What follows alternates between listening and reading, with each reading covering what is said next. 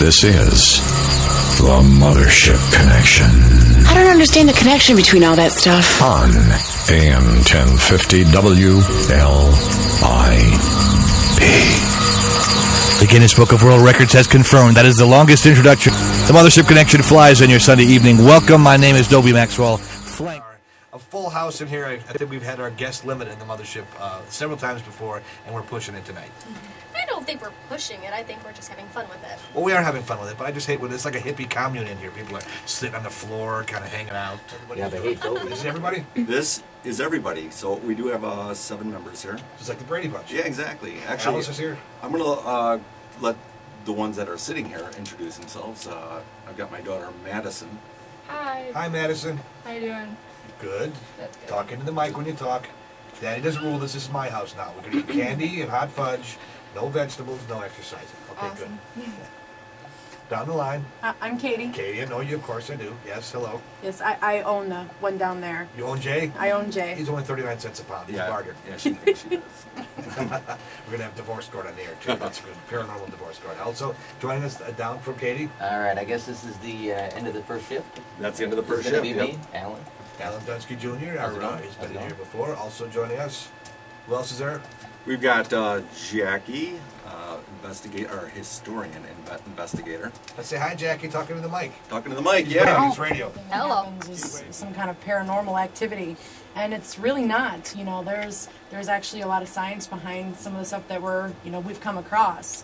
Unfortunately, we've never gotten a full apparition. Everyone says, you go on TV, oh, we saw some full apparition in the darkness. That's going to happen maybe 1% of the time that we are investigating. And we've been investigating since 2007 and haven't had that opportunity yet. That's why I like having you guys in, because Jay and I, all you guys got to be friends and stuff over the years, over the time we've been on the show.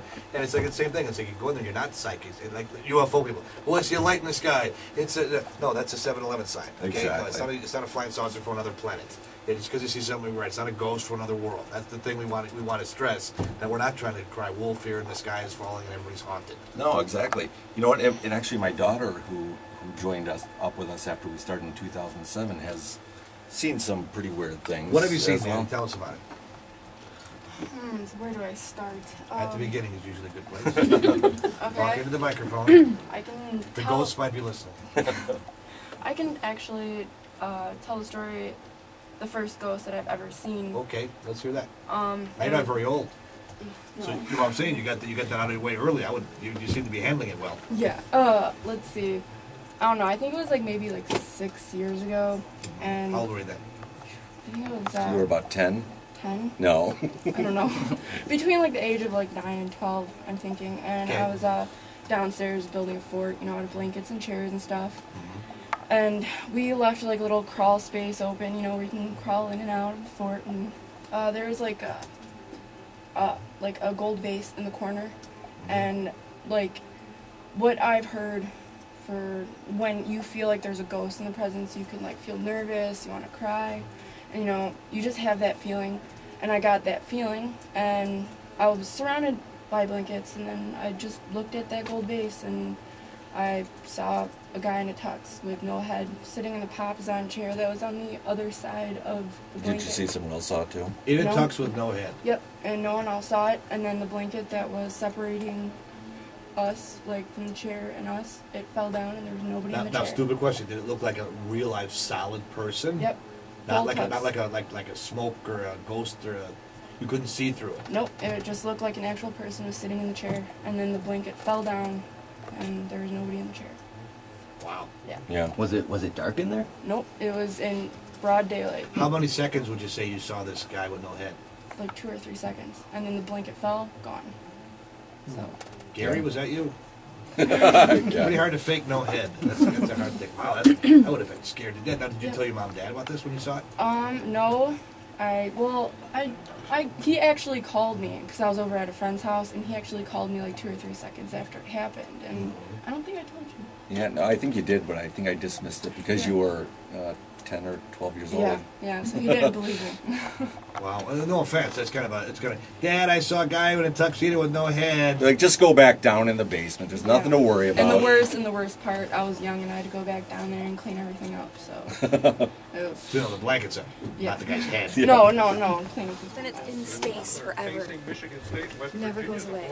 No, he's sitting there every 5 seconds. I felt something.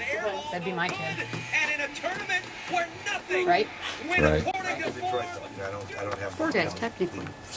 Kind of makes me jealous though, because I usually have Dobie all to myself on the side. Take a number, sweetie. We're here with Jay Bachoch and Alan Dusky Jr., the whole Hee-Haw gang, Wisconsin Paranormal Investigators. Let's get everybody's name in the mic again, get you all reintroduced. We're here at 10:06. We got a couple more hours if you want to talk to anybody at WPI. Let's introduce ourselves one more time. This is Freddie. Freddie. I'm Maddie. Maddie. I'm Amy. Amy. I'm Jay. Jay. Alan. Alan. Jackie. Jackie. Katie. Katie. Katie's on the floor. She's grading some papers. That's okay. She's got to pay the bills somehow. 262-694-1050 is the number. On at NIU, so I listen to it a lot when I come up to McHenry, Twin Lakes area, Kenosha. So yeah, it keeps me entertained and it gets me educated. Cool. Now, what's the first thing that you learned? About that you didn't think was true? I think everybody watches the movies and think, oh, they're gonna come out and go, ooh, it look like a bed sheet and be hovering 5 feet in front of you, and then, it's gonna sound like Chevy Chase. I don't think I was ever that gullible. Okay. I've always been into it, so. Maddie, what about you, Matt? I was gonna ask Maddie something because your parents are in. That's not something your parents usually do. No, actually, I'm ghost hunting because I'm curious and I've seen ghosts when since I was I don't know. You've seen the ones you told us about before. If you're just joining us, Maddie saw a headless man in a tuxedo when she was 12. Yep. That's pretty spooky right there. Yeah, and you were totally straight at the time. There were not any sniffing mothballs or anything like that. So, okay. No, She better not. no, and my mom, she had a history too of ghosts and stuff. Katie, so. tell us about that. You had some history of ghosts, and then you met Jay, and you still married him. Well, no, actually, it's Maddie's my stepdaughter, so it's actually her mom. Okay, Yeah, I'm sorry. My real mom, her stepdad used to live in Chicago and lived on Damien Street, and he worshipped the devil, and my mom saw red eyes vertical through the doorway. I mean, Wow, that's pretty intense. Yeah. That's not something you get in your Easter basket. No. No. So yeah, I'm more curious than anything. So, but none of you seem afraid, which is pretty cool. I think that's why I'm a ghost hunter. 'Cause I think I'm truly afraid, but I want to know what's real. But you have your friends and people that protect you around you. Oh, of course. That's the cool part of this. I think everybody really. I mean, we're all curious with this little planet, this little speck flying through the it's funny space. because if you go like haunted tours, like in haunted barns and things like Yeah, that. I'm the yeah. one with my head smashed into my husband's back. Okay, that's cool. Well, I ran in Mansfield. You did? Well, yeah. When I got that tapping on my shoulder, I ran. Oh, but that's so cool. That's why you go. Well, I know, but a lot of people say, well, if something ever happens, I would do this, I would do that. And honestly, you don't know how you're going to react. I got to be honest with it. That's true. That's the truth right there. You can say all you want to, but there's no way you're going to know what you're going to do. That is pretty intense, especially like Diane. I got to be honest with you. When she came in here, I thought we're going to have to get her new pants. Well, actually, I had two separate reactions that night. There was one that I had the breath over my shoulder, and I stopped, and I didn't run. But then the second one, I ran.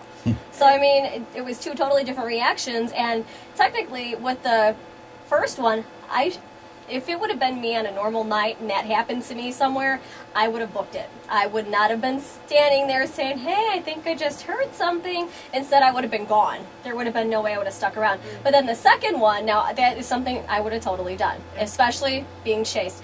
I am terrified of being chased. Right. So, and it's just one of those things that really gets me. Like, even if Dobie was to chase me down the hallway, I would think I would just keep running. I would go. I wouldn't be standing there. And I know who he is. I've known him for years. It's not like we just met or anything. I still would run. So I don't know. I mean, two separate reactions for different things. You never know how you're going to react to something like that. Well, actually, I ran or screamed probably louder when a real bat came at my head more than a ghost actually would come at my head. Really? Yes, because we had that experience, Alan and I and one other of our investigators who's not with us anymore, and we thought it was a paranormal something. We thought it was answering our questions, and it turned out to be a bat that flew at our heads. And I probably screamed louder that night than I probably ever would with a real ghost. Well, yeah, that thing could be rabies infested. You don't want that. I just didn't want it in my hair. Yeah, Oh. exactly. I got a stupid question.